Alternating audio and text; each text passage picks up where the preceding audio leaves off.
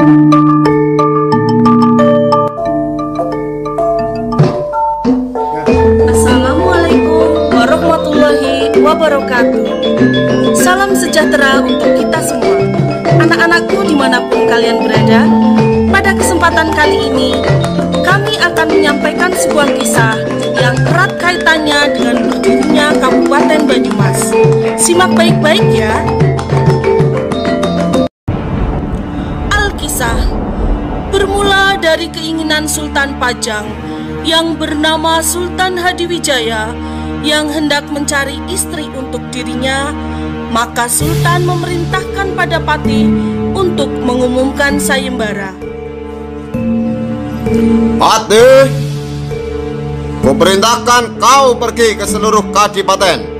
Sampaikan bahwa aku mengadakan sayembara untuk mencari seorang istri. Sendika dawuh Kanjeng. Kabar tersebut didengar oleh Adipati Wirasaba yang bernama Adipati Warga Utama.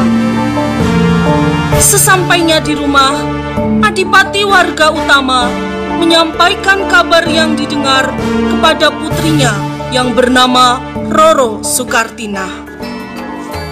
Roro Sukartinah putriku, kesini nduk. Dalem Rama. Usiamu sudah cukup dewasa untuk berumah tangga. Barusan Ramamu mendengar kabar bahwasannya Sultan Hadiwijaya hendak mencari istri. Apakah kamu bersedia menjadi istri beliau? Kata Adipati penuh harap. Tanpa berpikir panjang, Roro Sukartinah pun menjawab, "Iya Rama, saya mau." Kalau begitu, lekas masuk kamar dan kemasi barang-barangmu. Besok pagi aku antar kau menuju Pajang. Kabar kepergian rombongan Adipati Warga Utama terdengar sampai telinga Demang Toyareka. Nggak benar ini. Warga Utama kan sudah menjodohkan putrinya dengan anakku. Adipati Warga Utama langsung diantar menemui Sultan. Sungkem Kanjeng Sultan, hamba membawa putri hamba yang bernama Roro Sukartinah sebagai calon istri Kanjeng. Sultan Hadiwijaya memandang ke arah Roro Sukartinah. Ia tampak terpesona dengan kecantikan wajah Roro Sukartinah.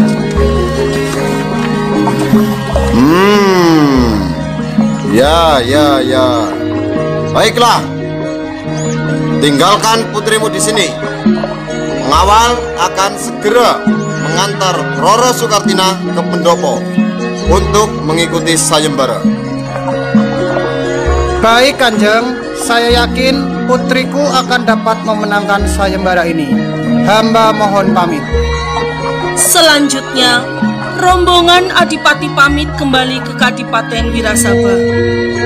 Sepeninggal rombongan Adipati Warga Utama, tiba-tiba Demang Toyareka menghadap Sultan. Sambil tergopoh-gopoh, Demang Toyareka memberi salam. Sembah hamba Kanjeng Sultan. Maaf hamba lancang. Maksud kedatangan hamba kemari untuk memberitahukan bahwa Adipati Wirasaba telah menghina Sultan karena mengikut sertakan putrinya Roro Sukartinah dalam sayembara ini. Perlu Kanjeng Sultan ketahui, Roro Sukartinah adalah istri putra hamba. Mendengar penjelasan Demang Toyareka, Sultan sangat murka. Ia nampak marah karena merasa terhina. Dengan geram dipanggilnya Gandek Satu. Gandek Satu, Dalam Gusti. segera susul rombongan warga utama dan bunuh dia. Baik Kanjeng, segera laksanakan. Gandek 1 segera pergi menyusul rombongan adipati warga utama. Demang Toyareka pun ikut undur diri. Masih dengan wajah marah, Sultan Hadiwijaya masuk ke pendopo dan menanyakan kebenaran laporan Demang Toyareka kepada Roro Sukartina. Sukartina, apa benar yang disampaikan Demang Toyareka bahwa kau telah bersuami? Ampun beribu ampun Kanjeng Sultan. Sewaktu kecil hamba memang pernah dijodohkan dengan putra Demang Toyareka. Namun hal itu belum terjadi. Hamba masih suci Kanjeng. Gandek 2, dalam Gusti.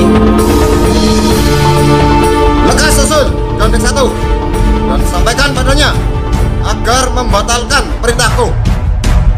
Sendika dawuh Gusti. Gandek 2 bergegas keluar menyusul Gandek 1. Saat itu hari Sabtu Pahing. Dalam perjalanan pulang, adipati warga utama serta rombongan yang menunggang kuda dawuh singgah di sebuah rumah yang posisinya melintang jalan. Rumah tersebut dikenal dengan sebutan Balai Malam. Di rumah tersebut, adipati beserta rombongan disuguhi makanan pindang banyak. Pada saat yang hampir bersamaan, Gandek 1 sampai juga di Balai Malang. Melihat adipati sedang menyantap hidangan, Gandek 1 menunggu adipati selesai makan. Tak lama kemudian, nampak di kejauhan Gandek 2 melambai-lambaikan tangan ke arah Gandek 1. Semakin dekat, Gandek 2 nampak berteriak dan melambaikan tangan lebih kencang. Jangan bunuh. Apa? Baiklah. Seketika itu terjadi keributan.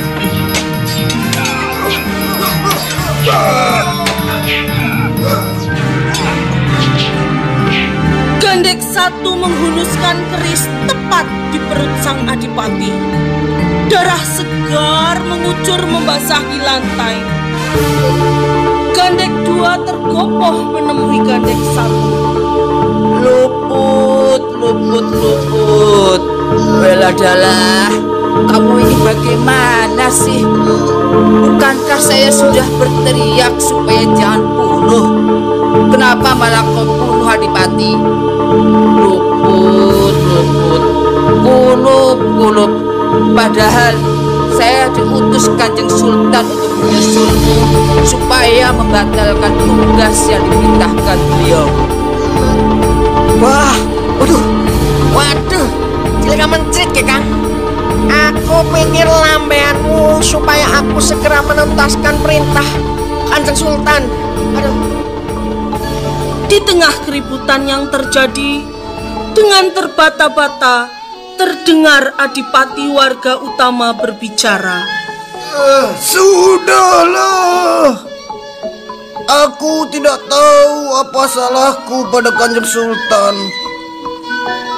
Aku tidak ingin anak cucuku mengalami peristiwa naas seperti aku.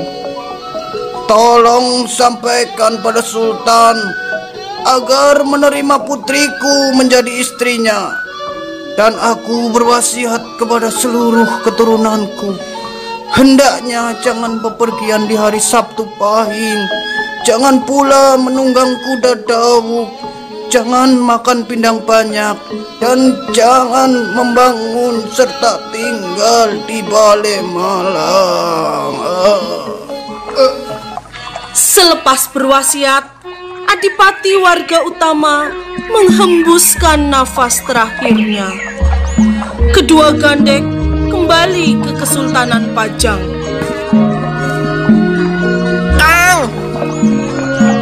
sajalah yang menyampaikan kepada Kanjeng Sultan.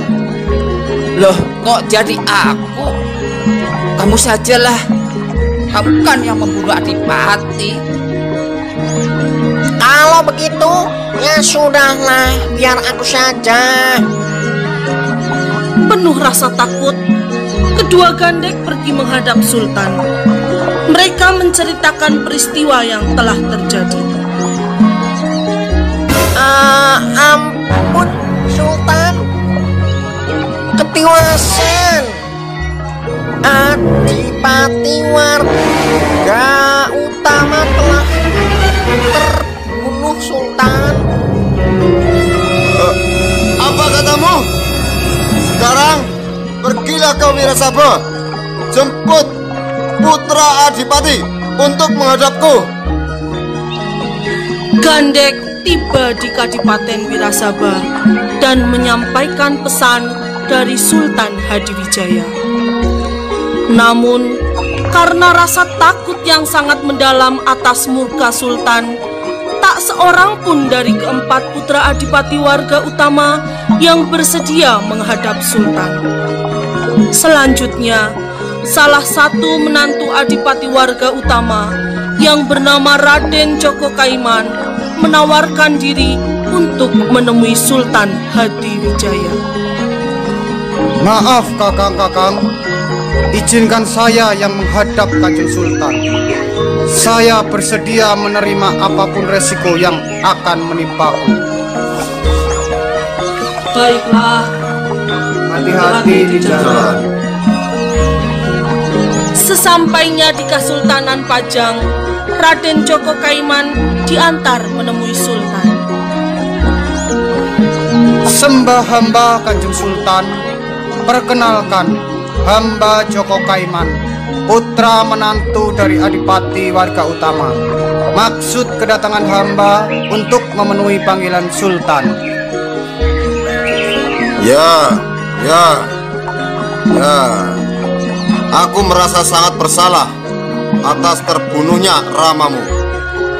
Untuk menebus kesalahanku, aku serahkan Kadipaten Wirasaba padamu. Mulai saat ini, kamu kuangkat menjadi Adipati Wirasaba dengan gelar Adipati Warga Utama II. Terima kasih Kanjeng, hamba mohon pamit. Saudaraku, Kanjeng Sultan telah menyerahkan wilayah Kadipaten Wirasaba padaku. Namun karena kita berempat, maka aku akan membagi wilayah Kadipaten ini menjadi 4 bagian. Kejawar atau Banyumas untukku sendiri, Banjar Pertambakan atau Banjarnegara untuk Kang Mas Wirayuda, Merten atau Banjarnegara bagian barat untuk Kang Mas Wirakusuma, Wirasaba atau Purbalingga untuk Kang Mas Warga Wijaya. Sejak saat itu, Raden Joko Kaiman dikenal pula dengan sebutan Bupati Merapat karena membagi wilayah menjadi 4. Demikian anak-anakku, kisah tragedi Sabtu Pahing telah selesai. Amanat yang terkandung dari cerita ini adalah 1. Kita harus bisa bersikap bijak. Jangan terlalu percaya pada tahayul, karena pada dasarnya semua hari itu baik. 2. Senantiasa bertindak hati-hati. Jangan terburu-buru dalam mengambil keputusan. 3. Di balik musibah pasti ada hikmah. Begitu pula saat pandemi seperti sekarang ini. Dan 4, kebesaran jiwa akan membawa kita menuju bahagia. Selesai. Wassalamualaikum warahmatullahi wabarakatuh.